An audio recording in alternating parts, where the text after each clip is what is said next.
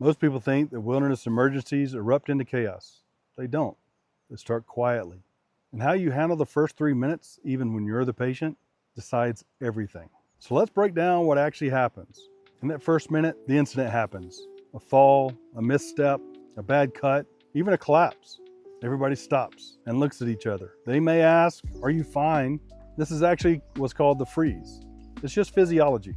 Adrenaline spikes, vision narrows, hearing deafens, thinking compresses, and it's actually tunnel vision. But this tunnel vision actually happens in emergency departments across the country. Trust me, I know.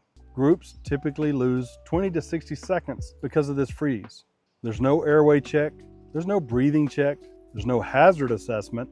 It's just social hesitation. Nobody knows what to do or if they even want to do. But in the backcountry, there's no uniformed authority coming to help you.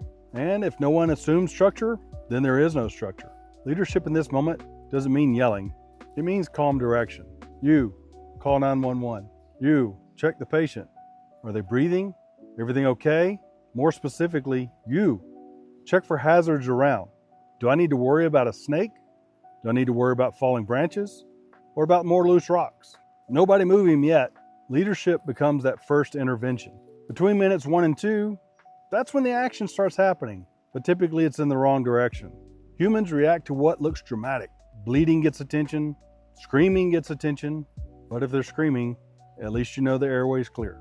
Bent limbs get attention, but what kills is often quiet. Airway obstructions, failure to breathe, massive hemorrhaging that wasn't taken control of, a head injury with decreasing responsiveness. And this is where your training either shows up or disappears. And if you don't have a simple mental framework, stress fills the gap. And the framework is not complicated. Responsiveness, scene safety, airway, breathing, circulation. That's it. It's not advanced medicine. It's just prioritization about what needs to be done first. Because in real emergencies, people don't rise to the level of their hopes. They fall to the level of their structure. They fall back on their training. But in minutes 2 to 3, there's a fork in the road. If no one takes control, multiple people start talking at once. Somebody starts moving the patient unnecessarily. Gear gets dumped everywhere, emotions spike, yelling happens, panic sets in. But the injured person feels the panic and starts joining in. So now you have two problems, the injury and the environment. Chaos compounds. But if somebody steps in with structure, the scene gets scanned, the patient gets assessed, the bleeding is controlled, movement is minimized unless necessary, the volume drops, the breathing slows, the group stabilizes, because calm is contagious, but so is panic.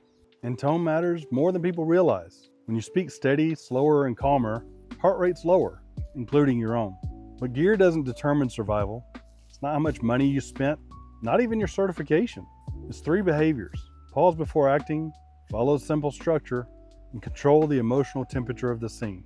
In the backcountry, you don't have immediate backup. You don't have sirens, you don't have flashing bright lights or extra hands. You are the structure, and if the structure exists in your head, the group stabilizes. And if it doesn't, confusion takes over, and confusion wastes time. And in this scenario, time is oxygen, time is blood volume, time is brain function. The hard truth is most wilderness emergencies don't spiral because of the original injury. They spiral because the first 3 minutes were uncontrolled. Not maliciously, not carelessly, just unstructured.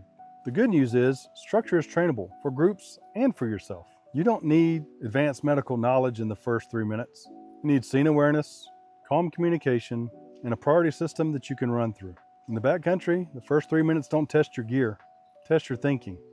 And thinking, under pressure, is what keeps people alive.